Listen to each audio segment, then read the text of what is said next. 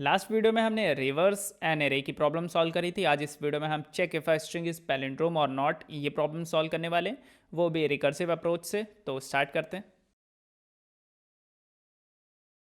Problem काफ़ी simple है। कह रहा है कि अगर कोई स्ट्रिंग है वो पैलिंड्रोम है कि नहीं। स्ट्रिंग के पैलिंड्रोम का मतलब क्या होता है कि उसे उल्टा करने पर सेम स्ट्रिंग आ जानी चाहिए। जैसे ए बी ए आपका एक पैलिंड्रोम है, ए बी बी ए ये भी आपका पैलिंड्रोम है, but A B B A F ये आपका पैलिंड्रोम नहीं है, क्योंकि अगर इसको रिवर्स करेंगे तो आपको F A 2 times B then A मिलेगा और ये दोनों बराबर नहीं है, इस वजह से ये पैलिंड्रोम नहीं है। हमें लिखनी है इसके रिकर्सिव अप्रोच। तो रिकर्सिव अप्रोच के लिए दो चीज़ें। पहली चीज़ है कि आर्गुमेंट्स क्या देना है। सेकंड चीज़ है जो मेरा रिकर्सिव फंक्शन है वो रिजल्ट हमें क्या देगा।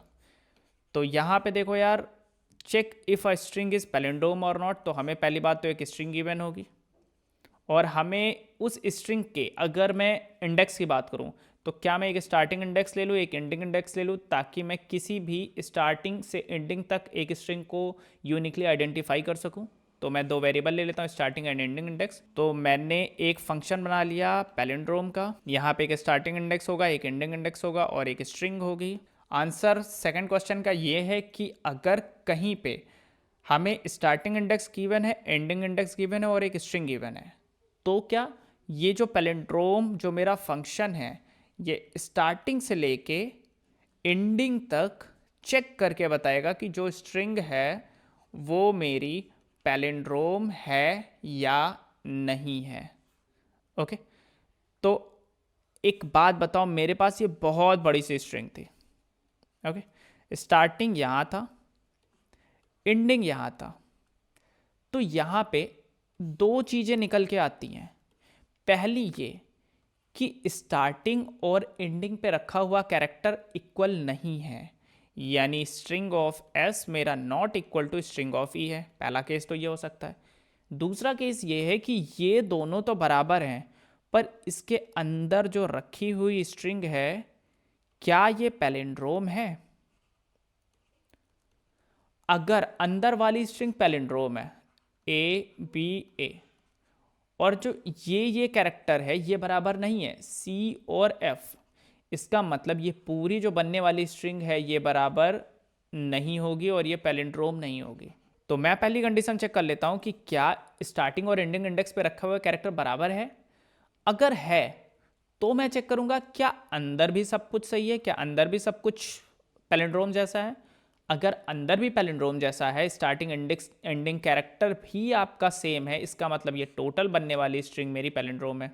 याद रखना, जैसे हम प्राइम नंबर में चेक करते थे कि अगर एक भी ऐसा फैक्टर मिल गया जिसने उसको डिवाइड कर दिया तो वो मेरा प्राइम नंबर नहीं हो सकता। यानी प्राइम नंबर जानने के लिए हम ये साबित नहीं करते थे ये प्राइम नंबर है कि नहीं, हमारा फोकस होता था कि हमें किसी तरीके से साबित करना है कि ये प्राइम नंबर नहीं है। अगर हम ये साबित नहीं कर पाए कि प्राइम नंबर नहीं है, इसका मतलब ये प्राइम नंबर है। तो सेम हमें कहीं ढूंढना है कि कहीं कोई गलती मिल जाए, कहीं कोई ऐसा स्टार्टिंग एंडिंग कैरेक्टर मिल जाए जो मेरा बराबर ना हो। तो अगर ऐसा कैरेक्टर मिल जाएगा तो मेरा आंसर फॉल्स हो जाएगा। पर अगर हम कोई भी ऐसा कैरेक्टर नहीं ढूंढ पाए, कोई भी ऐसी गलती नहीं ढूंढ पाए, तो हमें बड़े दुख के साथ कहना पड़ेगा कि हाँ ये पैलिंड्रोम है। तो इसका कोड लिख लेते हैं, बहुत ही आसान कोड है। उसके लिए सबसे पहले हम एक स्ट्रिंग इनपुट ले लेते हैं। तो string is equal to input, function बना लेते हैं इज पैलिंड्रोम का, इज पैल। ये हमें स्टार्टिंग इंडेक्स लेना है, एंडिंग इंडेक्स लेना है और एक स्ट्रिंग लेना है। अब अगर मेरा स्टार्टिंग और एंडिंग पे रखा हुआ कैरेक्टर यानी string of S not equal to string of E, अगर मेरा ये कैरेक्टर बराबर नहीं है तो मैं प्राउडली बोल सकता हूँ फॉल्स, यानी ये जो टोटल स्ट्रिंग बनी है ये मेरी पैलिंड्रोम नहीं है। अगर मैं साबित नहीं कर पाया तो मैं क्या करता हूँ, मैं बोलूँगा कि चलो ठीक है, अभी तो मैं साबित नहीं कर पाया, क्या पता s+1 और e-1 यानी s+1 से e-1 से जो बीच की जो मुझे स्ट्रिंग मिली है, हो सकता है वो पैलिंड्रोम ना हो।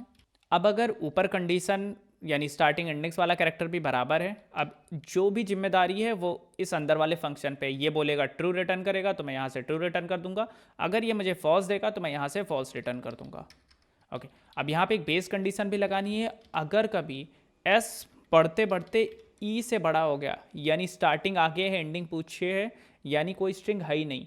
अगर स्ट्रिंग है ही नहीं तो क्या हम साबित कर सकते हैं कि ये पैलिंड्रोम नहीं है? और नहीं साबित कर सकते क्योंकि स्ट्रिंग नहीं है। और अगर हम ये साबित नहीं कर सकते कि पैलिंड्रोम नहीं है तो इसका मतलब ये पैलिंड्रोम है, तो मैं रिटर्न ट्रू कर दूंगा।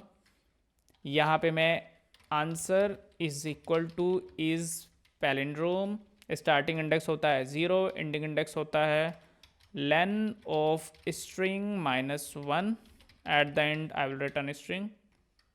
अब मेरा आंसर आ गया, यहाँ से सिंपली प्रिंट आंसर, यहाँ पे एक इनपुट दे देते हैं ABA, और यहाँ पे मुझे ट्रू मिलना चाहिए, और ABAD पे मुझे यहाँ पे फॉल्स मिलना चाहिए। सो आंसर फॉल्स आ रहा है। एक दो और कर लेते हैं, ABABA, so this will be my true, and ABAD, this will be my false. तो ये थी हमारी आज की वीडियो। एंड नेक्स्ट वीडियो जो कि फेबनी के नंबर पे आने वाली है, ये मैं आपको होमवर्क देता हूँ और ट्राई करना इसकी रिकर्सिव अप्रोच बनाने की। अगर बन गई तो ठीक है, नहीं बनी तो कमेंट में लिख देना, मैं इस पर वीडियो बना दूंगा। अगर वीडियो पसंद आई तो वीडियो को लाइक करो, चैनल पे नए हो तो इसे सब्सक्राइब कर दो। मिलेंगे अगले वीडियो में, तब तक के लिए टेक केयर, बाय बाय।